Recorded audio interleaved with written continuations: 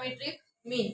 Okay, geometric मीन म्हणजे काय असतो, यामध्ये सगळ्यात अगोदर काय केलं असतं, यामध्ये जो हायपोटेनियस असतो, ओके, हायपोटेनियस कोणता असतो, 90 डिग्री अँगलच्या समोरची साइड, या साइडला आपण म्हणणार हायपोटेनियस.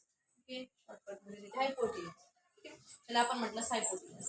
आता ह्या हायपोटेनियस वरती अपोजिट अँगलने, हायपोटेनियसच्या अपोजिट अँगलने, अपोजिट अँगल म्हणजे हा जो व्हर्टेक्स पॉइंट आहे क्यू. ओके, ह्या व्हर्टेक्स पॉइंट मधनं जर आपण एक परपेंडिक्युलर लाईन ड्रॉ केली. ओके, परपेंडिक्युलर लाईन म्हणजे काय, ह्या हायपोटेनियसला व्हर्टेक्स पॉइंट मधून जाणारी लाईन 90 डिग्रीचा अँगल जर तयार करत असेल तिथं, तर आपण त्याला म्हणतो परपेंडिक्युलर लाईन गेलेली आहे. ठीक आहे, आता ही जी परपेंडिक्युलर लाईन गेलेली आहे ती हायपोटेनियसला ह्या पॉइंट मध्ये टच करते.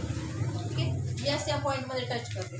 ज्या एस पॉइंट मध्ये टच केली, आता ही जी परपेंडिक्युलर लाईन असते ही परपेंडिक्युलर लाईनच्या स्क्वेअर.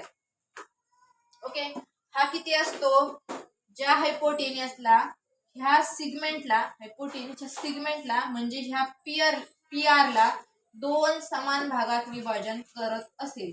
ओके, 2 समान भागात विभाजन करत असेल तर त्यांचा जो प्रोडक्ट येणार आहे तो काय असतो, जिओमेट्रिक मीनच्या स्क्वेअरच्या इतका असतो.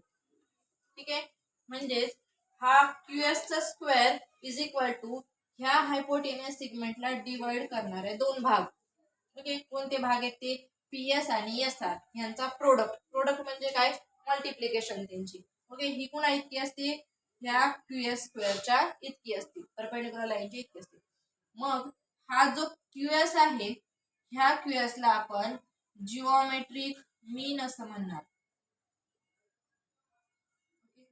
ह्या QS ला आपण जिओमेट्रिक मीन असं म्हणणार. आपल्याला या प्रकारचे एक्झाम्पल विचारतील, QS शोधा किंवा जिओमेट्रिक मीन शोधा किंवा रिमेनिंग साइड शोधा, SR शोधा, PS शोधा, म्हणजे अशा प्रकारचे एक्झाम्पल येतील त्यावेळेस आपण जिओमेट्रिक मीनचा हा फॉर्म्युला यूज करून घ्यायचा. आपण आता यावरचे एक्झाम्पल्स बघू.